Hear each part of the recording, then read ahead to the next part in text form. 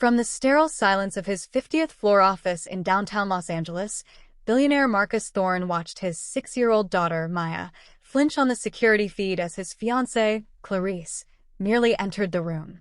He remembered the easy laughter that used to fill the halls of their Bel Air mansion, back when his wife, Sarah, was alive. Now, that same bright, sun-filled Spanish colonial home felt emotionally cold, brittle, and wrong. The silence he observed on the feed was a heavy, fearful kind. Marcus leaned closer to the monitor. On the screen, Maya was carefully arranging wooden blocks on the living room rug. Clarice entered the frame, looking immaculate, and Maya visibly shrank, her small shoulders tensing as if bracing for a blow that never came. Clarice simply smiled, a thin smile that didn't reach her eyes, patted Maya's head condescendingly, and walked out of frame. The subtlety of it was what terrified Marcus. If Clarice had screamed, if she had hit his daughter, the choice would be easy. But it was this cold presence that made his child freeze, this slow erosion of her joy. He picked up the phone and dialed his lawyer. "I'm looking at the feed, Daniel," Marcus said, his voice low. "She didn't do anything. But the look on my daughter's face, she's terrified." Daniel's voice came through the speaker, pragmatic and skeptical as always. "Marcus, are you sure? You're still grieving. Clarice is a good woman. This sounds like paranoia, my friend. Don't throw away your happiness over a shadow." Marcus hung up without saying goodbye. "You're wrong, Daniel," he whispered. He looked at the silver-framed photo of Sarah on his desk, her smile so full of the life that was now missing from his home.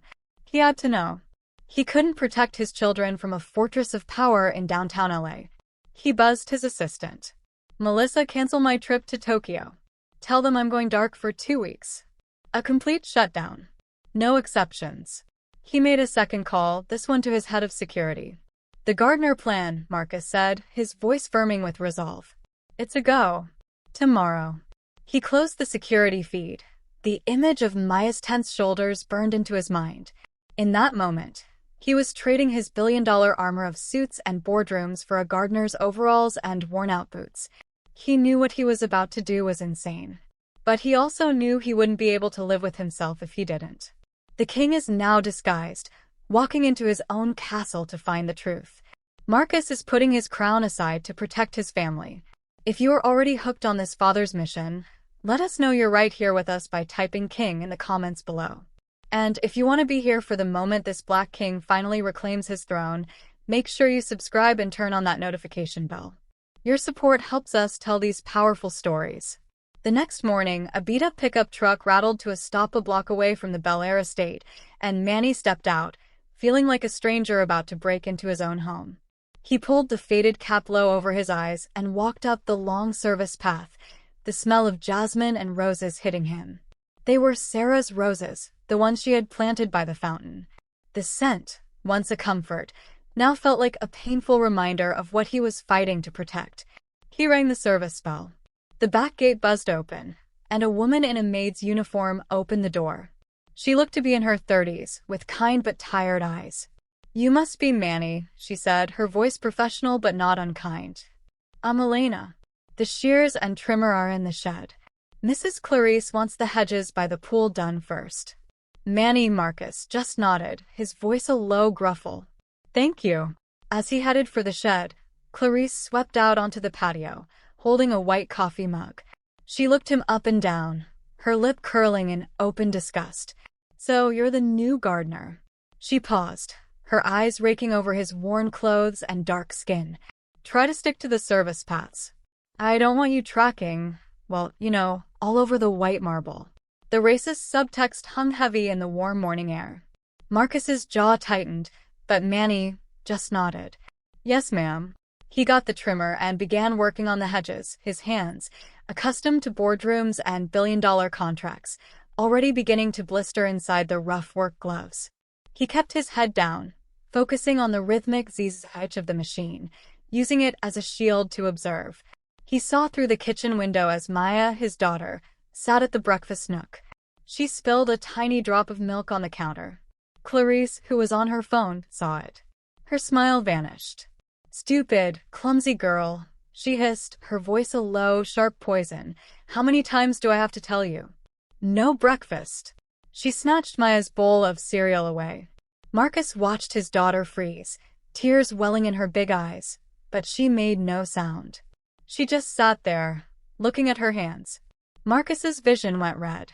He gripped the shears, his knuckles white, the urge to drop the disguise and roar into the house almost overwhelming him. He took a ragged breath, forcing himself to wait. He needed more proof than just a gut feeling.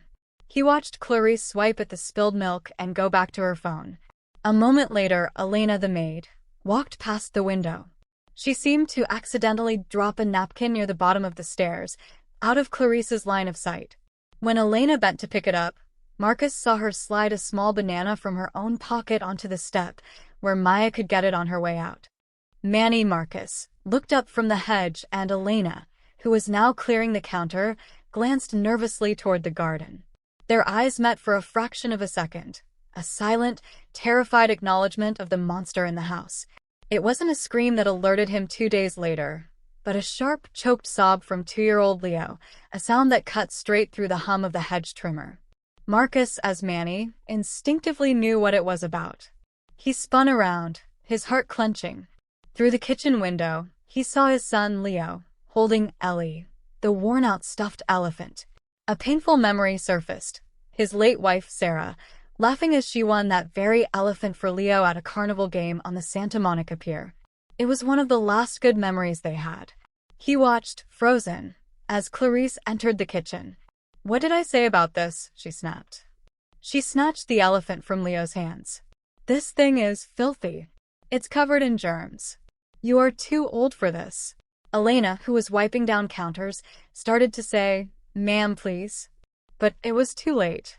Clarice strode to the tall, stainless steel trash can, shoved the lid open, and buried the elephant deep inside the plastic bag. Leo's face crumpled, and he let out a heartbroken, choking sob. Marcus's vision went red. He dropped the trimmer. He didn't care about the plan, he didn't care about the proof. He was a father, and he was going to stop this. He took one angry step toward the kitchen door. But Clarice saw him through the glass. Her face twisted into a different kind of fury. She yanked the door open and stormed outside, blocking his path. "What do you think you're doing?" she hissed, getting right in his face. He could smell her expensive perfume. "Spying on me." She looked him up and down, her gaze filled with venom. "I don't know what kind of neighborhood you people come from, but around here, we don't stare into private homes. You are the gardener. You are to be invisible. Do you understand me?"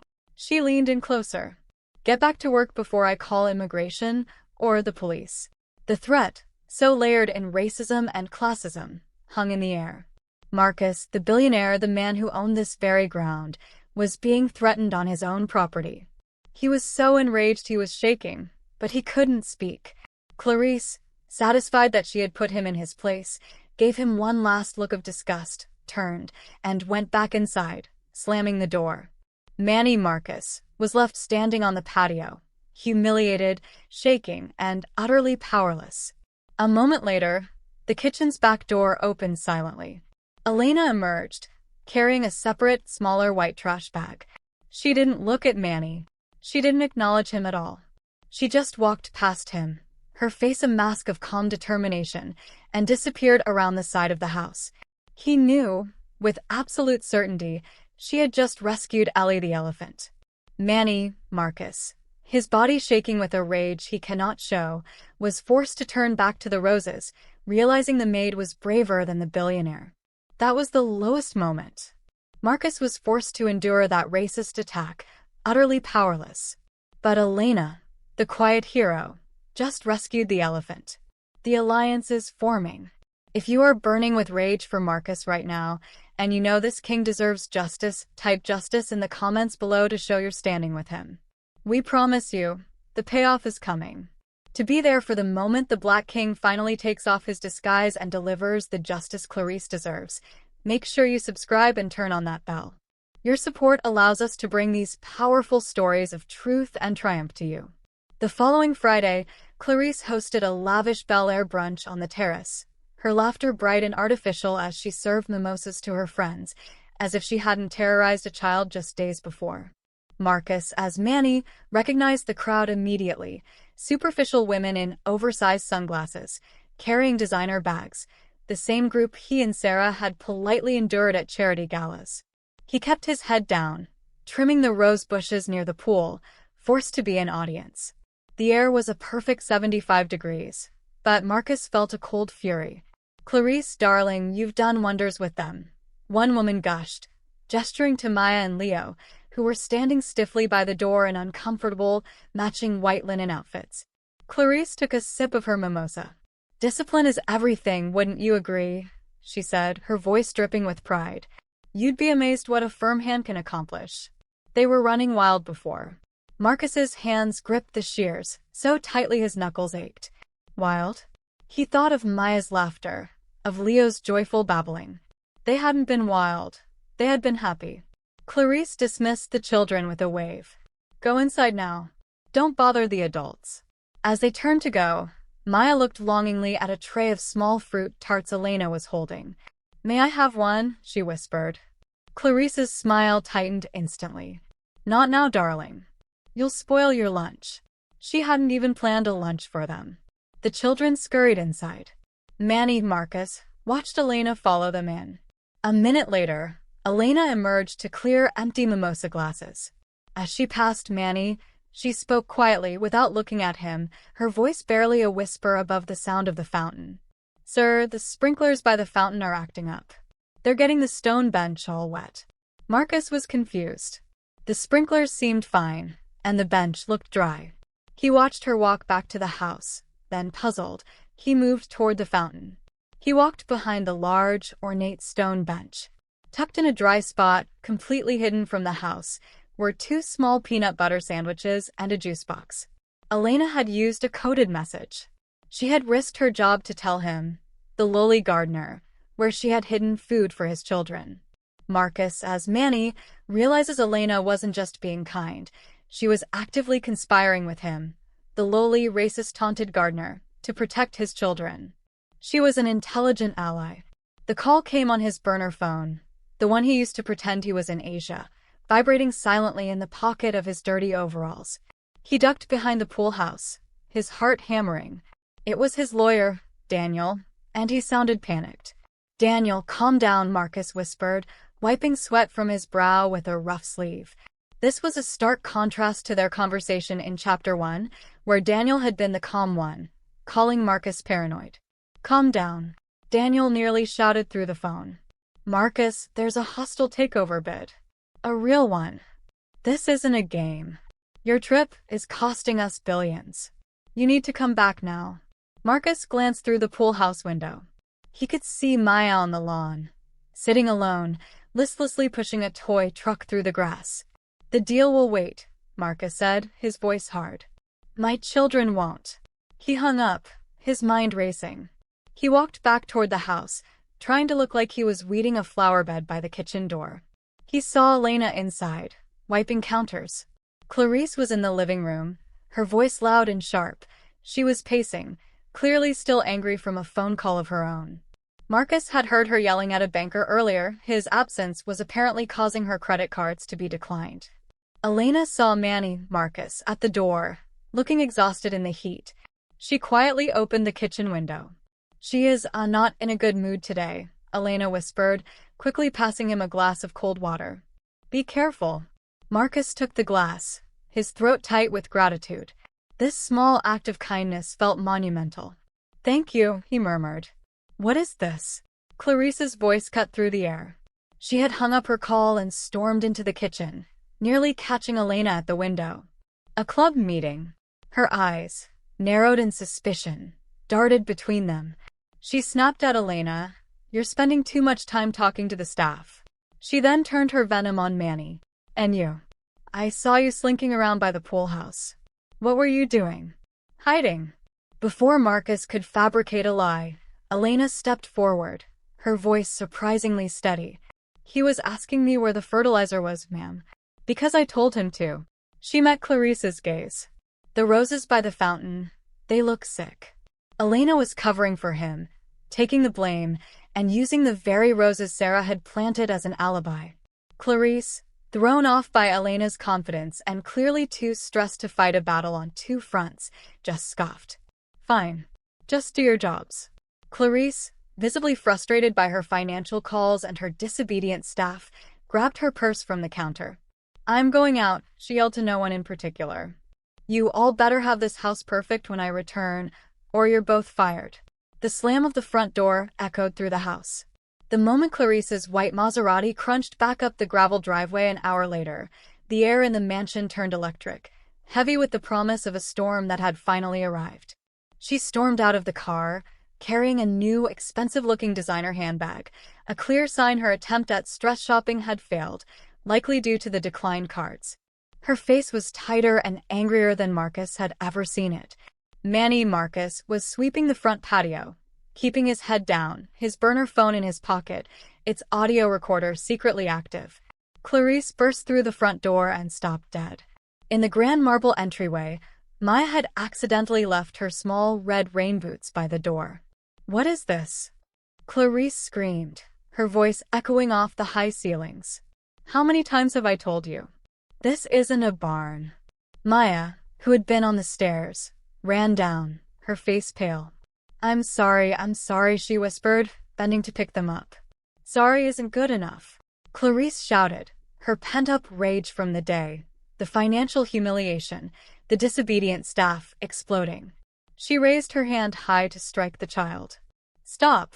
Elena, hearing the scream, ran from the kitchen. She threw herself between Clarice and Maya, shielding the child with her own body.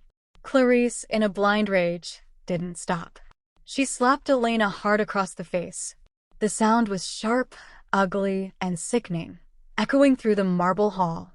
Elena stumbled back, her hand flying to her cheek, but she kept herself planted in front of Maya. How dare you? Clarice screamed, her voice cracking. You're fired. Get out. Get out of my house. That's enough, a deep, powerful voice said. Both women turned. Manny Marcus was standing in the doorway, his phone held up, the screen clearly showing it was recording. Clarice laughed, a sharp, ugly sound. Oh, you're fired too, you filthy gardener. Get off this property before I call the police. I told you what happens to people like you. Manny Marcus just shook his head slowly. You can't fire me, Clarice. But I can fire you. He calmly reached up, pulled off the sweaty, faded cap, and peeled the itchy, fake beard from his face. Clarice's face turned from red rage to a sheet-white, blood-drained terror. Her mouth opened, but no sound came out. Elena gasped, her eyes wide with disbelief. Marcus? Clarice finally stammered. Hello, Clarice, Marcus Thorne said, his voice deadly calm. We need to talk about my children. And we need to talk about your language. In the quiet aftermath, the great Bel Air mansion finally felt like a home again, not because of the wealth it held, but because of the simple, brave kindness that had saved it.